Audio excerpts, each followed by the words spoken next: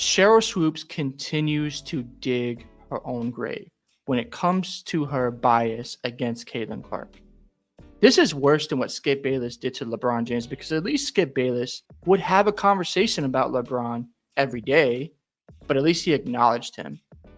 And when it comes to Sheryl Swoopes, she's completely ignoring her contributions in the league. Now, we're not going to take away her accomplishments as a player, but as an analyst, she shouldn't have the job right now, because your job as an analyst, regardless of your biases and your preferences, you have to do your job correctly. Last week, when the Aces and Wings played, you completely ignored Caitlin Clark's Player of the Week. And Fee Collier won as well, so you look even worse because both of them got the award. And for her to say nothing for almost a minute on national television is embarrassing. No wonder Nacy Lieberman got the gig on Sunday to call the game between the Fever and the Wings, because Sheryl Swoopes probably would have not acknowledged Caitlin Clark during that game. And when I think about the situation between Stephen A. Smith and Sheryl Swoopes called him a coward because all he said was, "Why aren't you talking about Caitlin Clark? Why are you not acknowledging her on your podcast?" He even said, "You know basketball because you played the game." But for you to just totally ignore what she has done for the Indiana Fever is ridiculous. It shows her bias. It shows her jealousy, in my opinion. I think she doesn't like Caitlin Clark at all. She's got some type of hatred towards her because she's probably more popular than Sheryl Swoopes. That doesn't mean Sheryl Swoopes isn't a great player. It's just what the market wants right now. I don't get the WNBA. The women constantly complained about, we don't get enough revenue. We need more attention. And you have a player right now who can help you become millionaires. And you're complaining, you're crying because you don't get enough views for your games. You don't get enough jersey sales. You don't get enough money. Caitlin Clark's average salary, I think, is around like $70,000 right now. Do you see Caitlin Clark in the media complaining about that? Oh, wait. No, you don't see that. Caitlin Clark understands that if I keep playing basketball and winning games for the Fever, I'm going to sell out in different stadiums. My jerseys are selling. Teammates are benefiting from it. And as long as we continue down this trend, the salaries are going to go up automatically. And if Sheryl Swoopes wants to keep playing this game with Stephen A. Smith, good luck. It's going to get really nasty.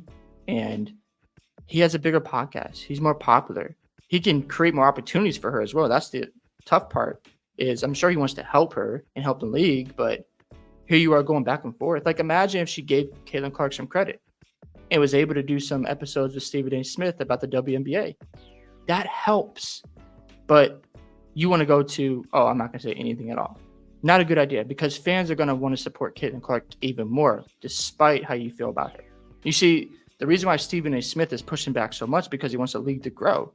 He's had situations with Kevin Durant where they've gone back and forth, but he doesn't go on air and just constantly ignore Kevin Durant's accomplishments. He acknowledges that he's a two-time champion. He acknowledges that he's a great scorer.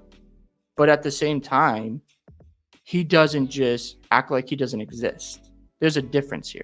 And when you're a league like the WNBA, who has not made a profit, who needs a player to help get them out of this situation where they rely on the NBA to pay for their salaries, what are we doing here, Sheryl Swoopes? You're not helping. You're a pioneer of the WNBA. And if you keep this up, nobody's going to take you serious. You're going to be forgotten about as an analyst, not as a player. And Caitlin Clark would just shut you up, make you look real bad.